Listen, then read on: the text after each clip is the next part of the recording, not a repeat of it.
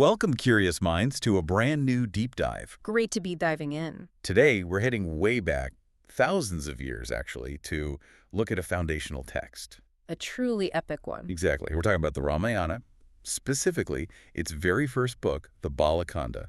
Also known as the Book of Youth. Right. And the Bala Kanda is just, well, it's absolutely crucial. It's where everything kicks off. Everything. Yeah, Lord Rama's birth, his pretty miraculous youth, those first big adventures. It's not just, here's the prince. No. No, it carefully builds him up as this divine hero, you Yeah. know, destined for greatness. It weaves together prophecy, ritual, heroism. It really sets the stage for the whole massive saga. Okay, so our mission for you today, Yeah, pull out the really key stuff from this ancient book. the highlights. Yeah, give you a shortcut to the core story, why it matters so much, without feeling like you need a PhD in ancient texts. Sounds like a plan. All right, let's start unpacking this. So we begin in Ayodhya. Prosperous kingdom seems pretty idyllic. Very much so. Ruled by King Dasharatha. He's described as just compassionate. Powerful, loved by his people. Sounds like he has it all. Almost. But there's this deep sadness hanging over him. Which is? He's childless. And in that context, that's not just personal sadness, is it? Oh, absolutely not. It's a massive concern. For his lineage, yes, but also for the kingdom's future. Who takes over, there's huge pressure. So what does he do? Well, he takes advice from his royal priest, the sage Vasista, a very important figure. Okay. Vasista advises him to perform a huge ritual, the Ashwamedha Yajna. That's the horse sacrifice. Right, asserting sovereignty, sort of preparing the way spiritually. Exactly. And then following that, he undertakes another specific ritual, the Putrakameshta Yajna. And that one is? That's the one specifically aimed at having sons. It's guided by another famous sage, Rishizringa. Okay, so big rituals, big hopes. And then, this is where it gets really interesting, right? This is where the magic happens, quite literally. During that second ritual, Yeah. the fire sacrifice. A celestial being just emerges right from the sacrificial fire. Wow, okay. And this being is carrying a golden bowl, Containing? divine payasam. It's a kind of sacred rice pudding. Okay. And the being says, basically, the gods are pleased. Take this nectar, distribute it among your 3 queens. A celestial being just pops out with divine pudding. Mm. Is there, like, a deeper meaning to the payasam itself, or is it just the delivery method? No, it's definitely more than just a delivery method. It's highly symbolic. How so? Well, in these Vedic rituals, the idea is that offerings put into the sacred fire, the Agni, are consumed by the gods. Right. And in return, they grant blessings. The payasam here is like the tangible result. It's the gods' direct response to Dasharatha's prayers and austerity. So it's divine grace made edible. Pretty much. It ensures the sons born won't just be ordinary princes, but they'll have a divine essence infused with the gods' power. Got it. So the queens consume this divine nectar, and the king's sorrow is finally lifted. Completely transformed, they give birth to 4 magnificent princes. 4. Okay, let's break that down. Who are they? So Queen Kausalya gives birth to Rama. And he's not just any prince. He's an incarnation, an avatar of Lord Vishnu himself. The preserver god. Exactly. Born specifically to uphold righteousness, dharma, and eventually to vanquish evil. It's a cosmic purpose right from birth. Wow. Okay, that's Rama. Who else? Then Queen Kaikeyi gives birth to Varata. And Varata becomes the symbol of selfless duty, of dharma throughout the story. Hmm.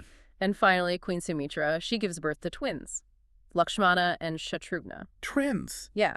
And they represent incredible devotion and service. They become inseparable companions to their brothers. So Rama has Lakshmana and Bharata has Shatrughna. That's the main pairing, yes. Yeah. Especially Rama and Lakshmana, their bond is legendary, unbreakable, but all 4 grow up very close. And their upbringing, it wasn't just playing around, I assume. Oh, no. They received the best education. They learned the Vedas, the ancient sacred texts. Wisdom philosophy. Right. Plus statecraft, how to rule, and of course, the art of warfare. All under sage Vasista's guidance. They were trained to be ideal princes, paragons of virtue. Sounds pretty intense, but also quite idyllic in its own way. A disciplined, noble upbringing. But this sort of quiet life doesn't last forever, does it? Not entirely. Things get shaken up by the arrival of another major figure. Who's this? A very powerful, maybe even intimidating sage named Vishwamitra. Vishwamitra. Okay, why does he show up? He comes to King Dasharatha with a serious problem. He's living in the forest, performing sacred rituals, yashnas, but he's being tormented. Powerful demons, rakshasas, led by figures like Tataka and Subahu, keep disrupting his rites, desecrating them. Nasty stuff. So he needs help. Desperately. And he knows who Rama really is, his divine potential. So he makes this incredibly bold request. Which is? He asks King Dasharatha to let Rama, young Rama, who's barely a teenager. Wait, Rama, the kid. Yes. He wants Rama to come with him into the forest to protect his sacrifices.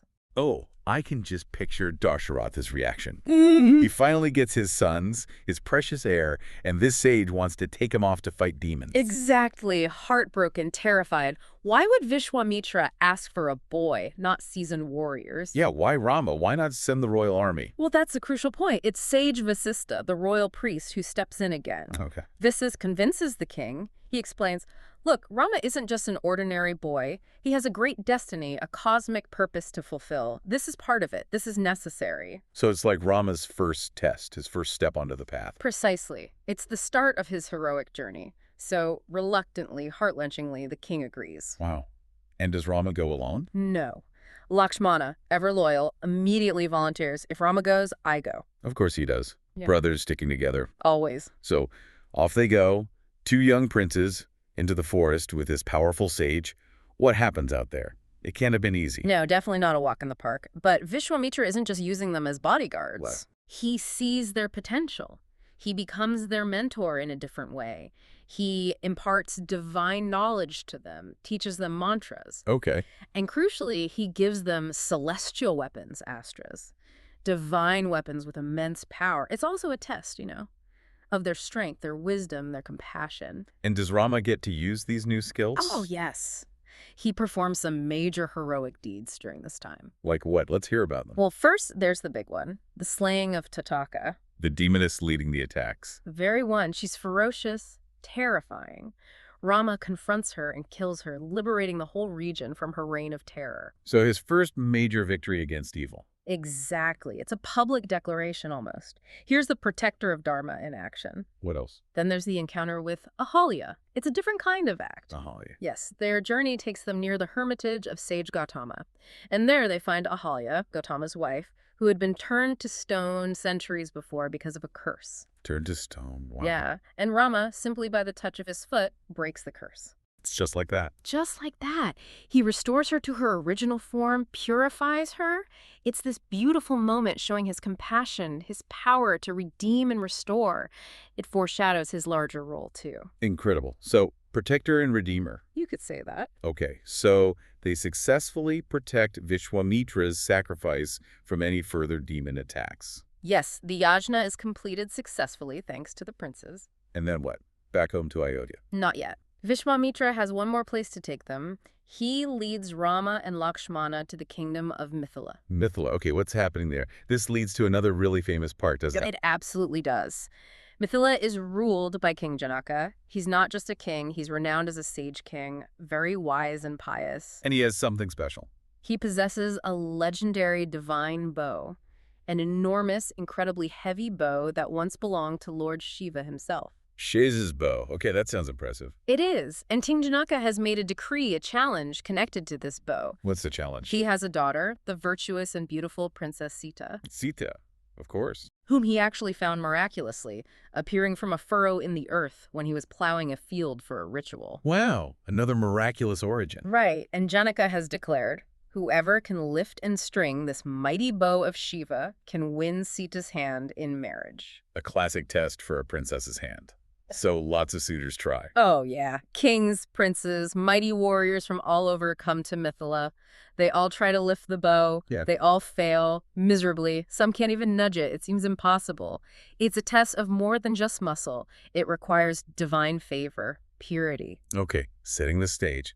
Then Rama steps forward. Encouraged by Vishwamitra, yes, Rama Yes. approaches the bow. Don't keep us in suspense. He lifts it, not just lifts it, but lifts it with, well, apparent ease, like it was nothing. Effortlessly, after all those others failed. Effortlessly.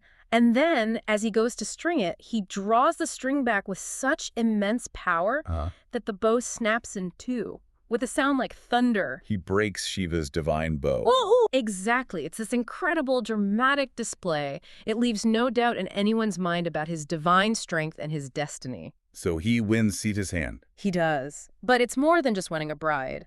This act publicly confirms his divine status. It announces him to the world. And this leads to a big celebration. Weddings. A huge celebration. And significant alliances are formed. Rama marries Sita, of course. A perfect match. And to really cement the bond between the kingdoms of Ayodhya and Mithila, King Janaka arranges for Rama's brothers to marry Sita's relatives, too. Oh, all of them. Yes, Lakshmana marries Sita's sister, Urmila, Okay. and Bharata and Shatrughna marry Janaka's nieces, Mandavi and Shrutakirti. So a quadruple wedding, linking the two royal families firmly. Exactly, a grand alliance. And the Bala Kanda, this book of youth, it ends there, on that high note. It does. It concludes with triumph and celebration as all the newly wedded couples return joyfully to Ayodhya. Their youthful adventures are complete, their paths seem set, their destinies are in motion. What a way to end the first book. It really is. And what's so brilliant about the Balakanda when you look back is how perfectly it sets everything up. How so? Well, it firmly establishes Rama's divine nature right from his birth. It introduces all these key characters, Lakshmana, Sita, Vishwamitra, even hints at the dynamics with his brothers, who will be vital later on. Right. And it subtly foreshadows the huge purpose he's destined for. These early trials, slaying Tataka, lifting the bow, they seem like big deals at the time. Yeah, they are. But they're really just the groundwork. They're foundational for understanding the much tougher, more complex journey that's coming for him. It's, like you said, the perfect origin story. So wrapping this up for you, the listener, Yeah. what you've just gotten is that crucial origin story. Bedrock. Yeah, the deep dive into how one of the world's most revered heroes came to be. You understand the prophecies, the divine interventions, those early acts of heroism that define him right from the start. You now have that clear picture. Rama isn't just a prince who becomes great. He's presented as a divine incarnation from birth, whose arrival was foretold and whose youth was marked by the miraculous. Which leads to something interesting to maybe think about. Here's a question for you to mull over. How might, knowing you have this preordained divine destiny, revealed so early through signs and prophecies, how might that actually influence a hero's choices later, especially when they face trials, suffering, maybe even situations that seem to completely contradict that glorious destiny? Does it make it easier or harder? That's a deep one, something definitely worth pondering.